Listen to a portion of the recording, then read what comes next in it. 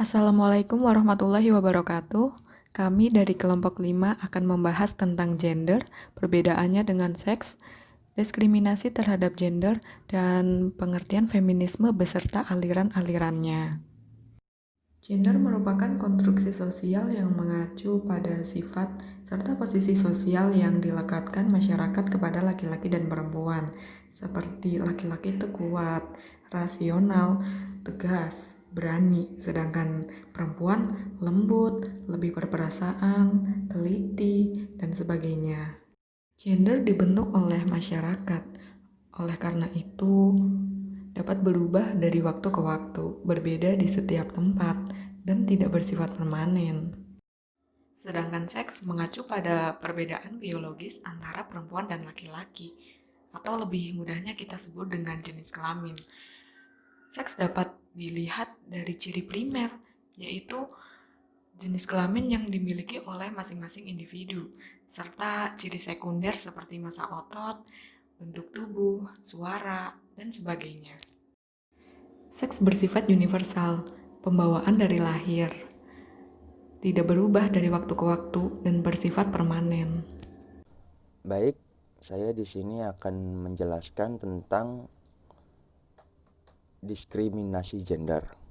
Jadi, diskriminasi gender itu ada 5. Yang pertama, marginalisasi, yaitu pembatasan.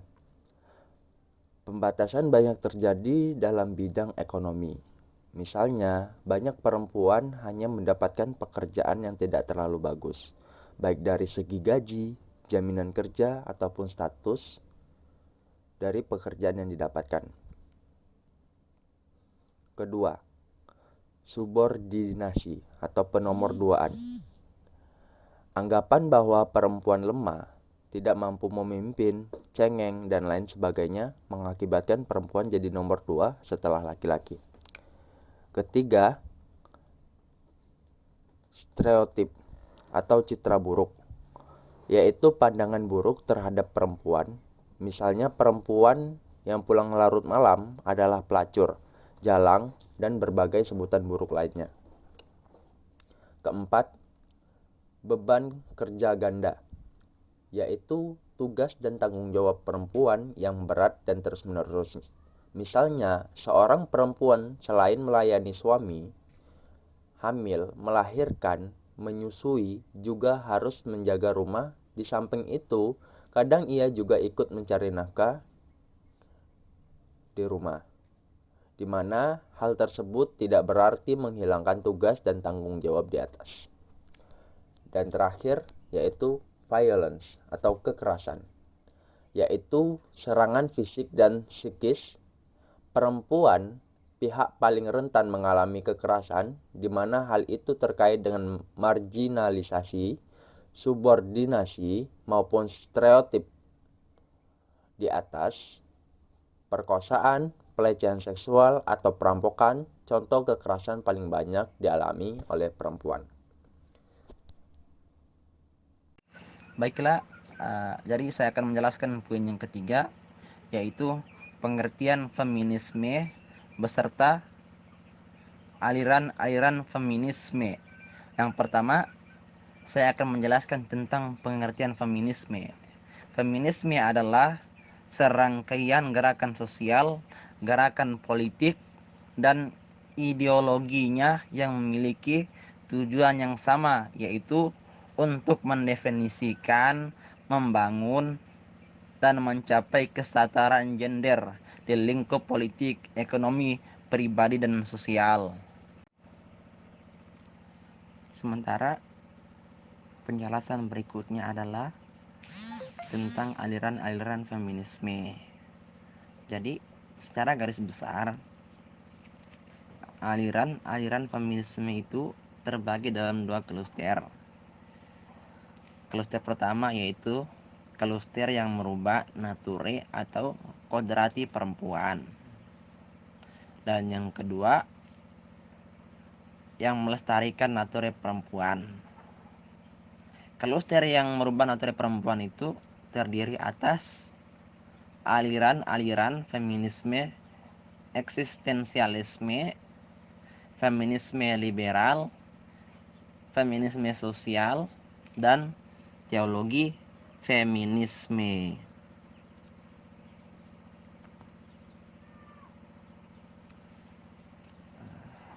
Dan adapun tujuan dari aliran perubahan nature perempuan ini adalah untuk transformasi sosial dengan mengajak perempuan masuk ke dunia maskulin. Dunia maskulin dapat direbut apabila para perempuan melepaskan kualitas femininnya dan mengadopsi kualitas maskulin.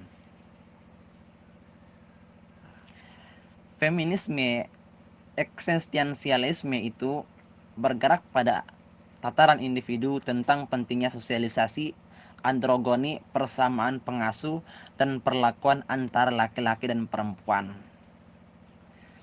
Feminisme liberal tujuannya adalah transformasi sosial melalui undang-undang dan hukum agar perempuan dapat mengubah naturenya sehingga mencapai kesetaraan dengan laki-laki. Sementara feminisme sosial tujuannya adalah untuk mencapai masyarakat sosialis yang dilakukan mulai dari tingkat keluarga. Apabila sistem egaliter dapat tercipta dalam keluarga, maka hal ini akan tercermin pula dalam kehidupan sosial. Dan feminisme yang terakhir yaitu teologi feminis. Teologi feminis ini adalah pendekatan yang telah dimodifikasi melalui pendekatan agama yang memakai agama untuk membebaskan perempuan dari belenggu keluarga dan laki-laki. Ide ini berasal dari pendekatan laki-laki dalam memakai agama untuk melegitimasi kekuasaannya. Yang berikutnya, kluster pelestarian naturi perempuan. Kluster pelestarian naturi perempuan ini terdiri atas aliran feminisme radikal dan feminisme ekofeminisme. Yang pertama, feminisme radikal. Feminisme radikal ini cenderung membenci makhluk laki-laki sebagai individu atau kolektif. Lesbian adalah salah satu pembebasan dari dominasi laki-laki.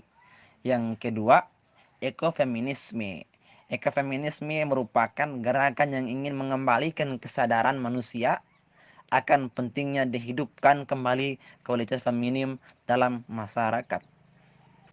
Baiklah teman-teman, mungkin hanya itu yang bisa dapat kami sampaikan. Lebih dan kurangnya kami mohon maaf. Wassalamualaikum warahmatullahi wabarakatuh.